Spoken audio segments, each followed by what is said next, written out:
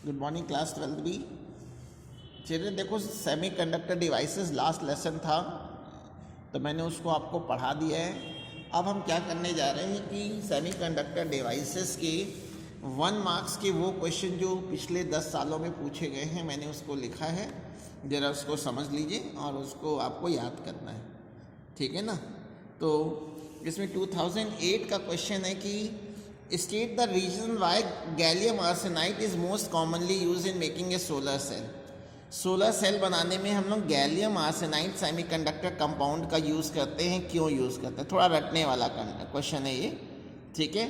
तो gallium arsenide की optical absorption बहुत हाई होता है, यानी ऑप्टिकल एब्जॉर्प्शन से मतलब है कि जो लाइट उस पर गिरेगी, रेडिएशन जो सोलर पैनल पे गिरेगी उसमें एब्जॉर्प्टिव पावर ज़्यादा होती है, तो हाई ऑप्टिकल एब्जॉर्प्शन होता है और हाई इलेक्ट्रिकल कंडक्टिविटी, इसकी कंडक्टिविटी भी हाई होती है। गैलियम आर्सेनाइड की कंडक्टिविटी, इलेक्ट्रिकल कंडक्टिविटी सिलिकॉन और जर्मेनियम से बहुत हाई होती है, ठीक है ना। इसलिए हम लोग गैलियम आर्सेनाइड को यूज़ करते हैं सोलर सेल में। एक क्वेश्चन है, why should A photo diode be operated at reverse bias. Photo diode को हम लोग रिवर्स बायस में क्यों ऑपरेट करते हैं। रिवर्स बायसिंग में बच्चों होता क्या है कि जो फ्रैक्शनल चेंज होता है, यानी डेल्टा एन अपॉन एन की जो वैल्यू होती है वो ज़्यादा होती है डेल्टा पी अपॉन पी से, यानी fractional change in electron minority carriers, ये delta n upon n minority carrier का फ्रैक्शनल चेंज है और ये मेजॉरिटी कैरियर्स का डेल्टा पी अपॉन पी।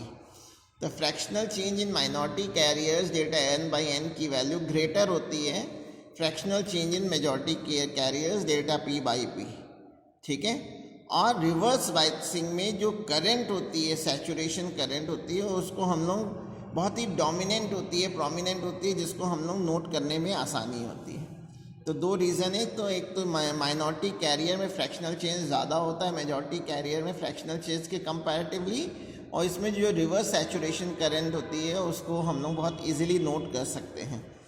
अब ये है कि what happen, next question, what happens to the width of the depletion layer of a PN junction when it is forward bias. जब जंक्शन डायोड फॉरवर्ड बायस में होता है तो डिप्लीशन लेयर की विड्थ कम हो जाती है, जिससे रेजिस्टेंस कम हो जाता है, और रिवर्स बायसिंग में डिप्लीशन लेयर की विड्थ बढ़ जाती है। इसका रीज़न भी पूछा जाता है, यहाँ तो नहीं पूछा गया है। फॉरवर्ड बायसिंग में डिप्लीशन लेयर थिन क्यों हो जाती है। फॉरवर्ड बायसिंग में डिप्लीशन लेयर थिन इसलिए हो जाती है क्योंकि अप्लाइड वोल्टेज की जो डायरेक्शन होती है वो बैरियर वोल्टेज के अपोजिट होती है, ठीक है। अप्लाइड वोल्टेज और बैरियर वोल्टेज अपोजिट डायरेक्शन में होने की वजह से नेट पोटेंशियल डिक्रीज कर जाता है, जिसकी वजह से डिप्लीशन लेयर थिन हो जाती है। रिवर्स बायसिंग में अप्लाइड वोल्टेज और बैरियर वोल्टेज दोनों की डायरेक्शन सेम होने की वजह से डिप्लीशन लेयर की विड्थ जो है चौड़ी हो जाती है। नेक्स्ट क्वेश्चन है, difference between N type and P type semiconductor. N type में इलेक्ट्रॉन्स ज़्यादा होते हैं और पी टाइप में होल्स ज़्यादा होते हैं, यानी एन टाइप में इलेक्ट्रॉन कंसंट्रेशन जो है much much greater than hole concentration, जबकि पी टाइप में उल्टा होगा, hole concentration is much much greater than electron concentration. फिर एक ये करंट और वोल्टेज के बीच का ग्राफ बना हुआ है, गैलियम आर्सेनाइड का ग्राफ बना हुआ है, और आपसे पूछ रहा है बताओ रेजिस्टेंस नेगेटिव कहाँ पर होगी। ये क्वेश्चन करंट इलेक्ट्रिसिटी में भी हम लोगों ने किया था। जहाँ भी थीटा की वैल्यू ग्रेटर देन 90 डिग्री हो वहाँ पे स्लोप, ये रेजिस्टेंस नेगेटिव होगा। देखिए ए पॉइंट पे अगर मैं टेंजेंट खींचूँ, ए पॉइंट पे टेंजेंट खींचूँगा तो थीटा की वैल्यू 90 से कम है। बी पॉइंट पे टेंजेंट खींचिए और सी पॉइंट पे टेंजेंट खींचिए, तो इन दोनों ही केसेस में जो थीटा की जो वैल्यू होगी, थीटा की वैल्यू वो ग्रेटर देन 90 डिग्री आ रही है, और 90 डिग्री से ज़्यादा होगा तो स्लोप नेगेटिव हो जाएगी, रेजिस्टेंस नेगेटिव हो जाएगा। फिर फोटो डायोड का फंक्शन क्या है, what is the function of photo diode.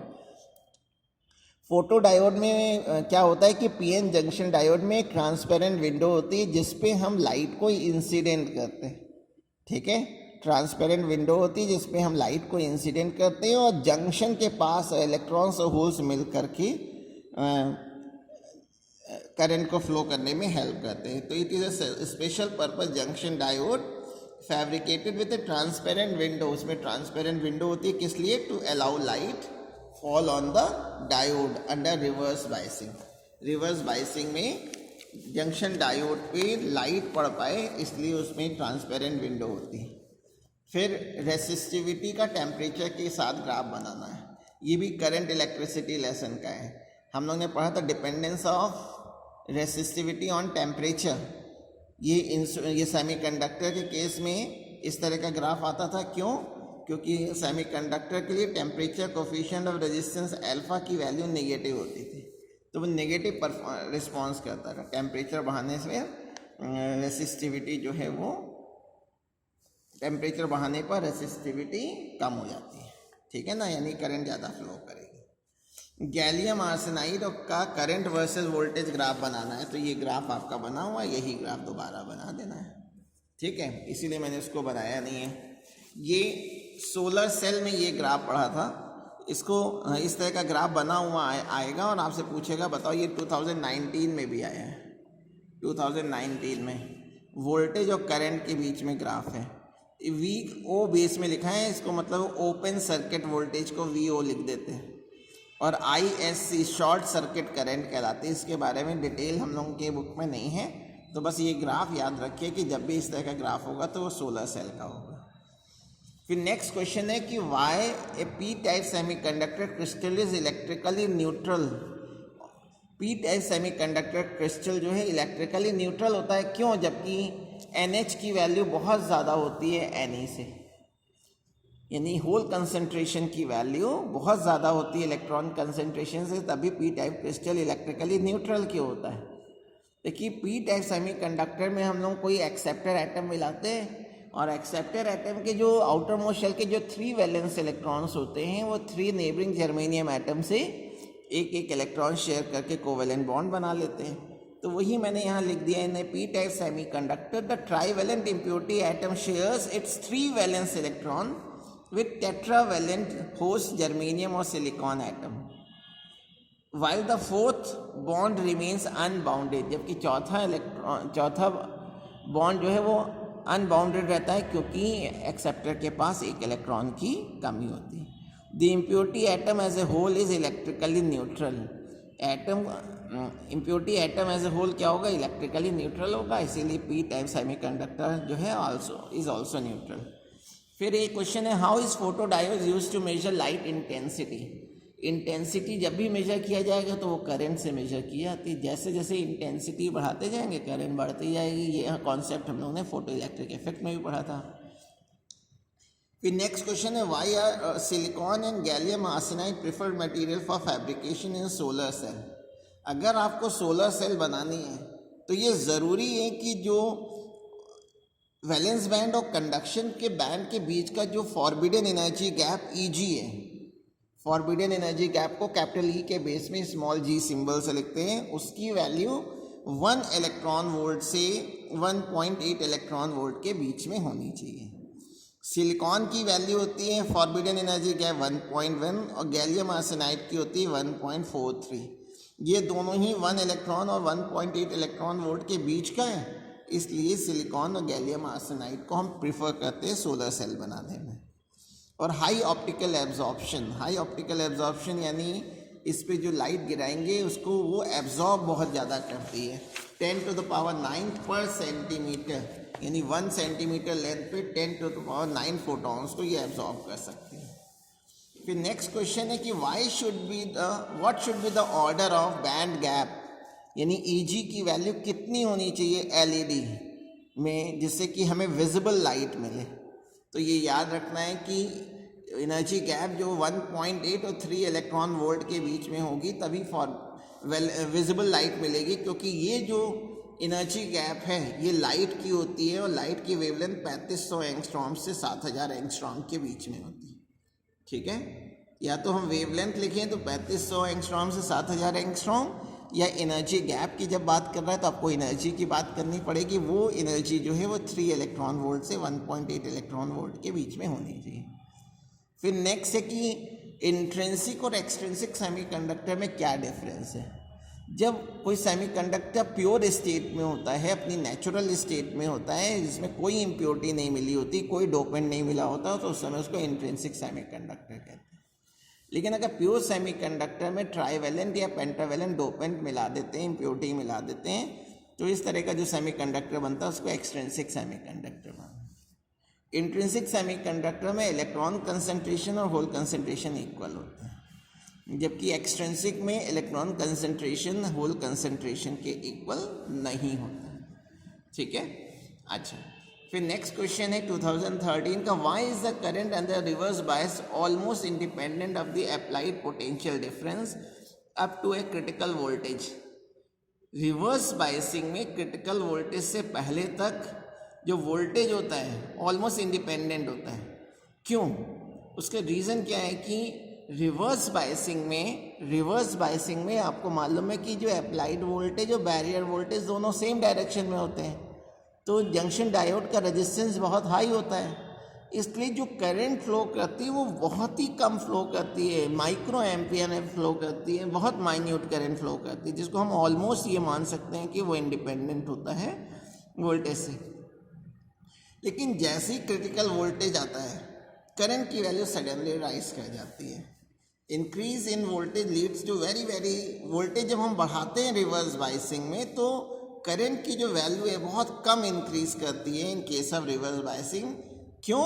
Due to minority carrier. So we can say that reverse current is almost independent of the applied voltage up to the critical voltage, क्योंकि critical voltage के बाद क्या होता है, after this critical voltage current increases suddenly. ठीक है, एकदम से करंट बढ़ती है, उसके बाद हमारा जो पीएन जंक्शन डायोड है वो खराब हो जाता है। फिर नेक्स्ट क्वेश्चन है, why does reverse current show a sudden increase at the critical voltage. जैसे मैंने यहाँ पे लिखा है कि क्रिटिकल वोल्टेज के बाद करंट सडनली राइज करती है, तो ये पूछ रहा है ऐसा क्यों होता है। जब रिवर्स बायसिंग में रिवर्स बायस का जो वोल्टेज होता है जब क्रिटिकल वोल्टेज के बराबर हो जाता है तो उस समय इलेक्ट्रिक फील्ड की वैल्यू बहुत हाई हो जाती है, और इलेक्ट्रिक फील्ड की वैल्यू हाई हो जाने से होल्स और इलेक्ट्रॉन एक दूसरे की ओर बहुत तेज़ी से मूव करते हैं, अट्रैक्ट होते हैं। Electric field E across junction is sufficient to pull valence electron from the atom, यहाँ तक कि वैलेंस एटम में से भी वैलेंस इलेक्ट्रॉन को खींच लेते हैं, इतनी स्ट्रॉन्ग इलेक्ट्रिक फील्ड डेवलप हो जाती है। ठीक है, और करंट को फ्लो कराती है। फिर नेक्स्ट क्वेश्चन है, why high reverse voltage does not appear across LED. LED हम लोगों को मालूम है फॉरवर्ड बायसिंग में वर्क करता है, रिवर्स बायसिंग में क्यों नहीं हमको नज़र आता है। क्यों? उसका रीज़न है कि जो एलईडी का जो ब्रेकडाउन वोल्टेज होता है वो बहुत कम होता है, 5 वोल्ट होता है, because reverse breakdown voltage of LED is very low, about nearly 5 volt. ठीक है, तो 1 मार्क्स का जो भी क्वेश्चन आएगा अगर सेमीकंडक्टर डिवाइसेस से तो वो इन्हीं में से कोई आएगा, इसलिए इसको तो आपको बिल्कुल रट के रहना है। ठीक है ना। अब नेक्स्ट क्वेश्चन है, 2 क्वेश्चंस और बचे हुए हैं, इनको आप देख लीजिए। कह रहा है, why sunlight is not always required for the working of a solar cell. Solar cell की वर्किंग के लिए हमेशा जो है वो सनलाइट की ज़रूरत क्यों नहीं होती।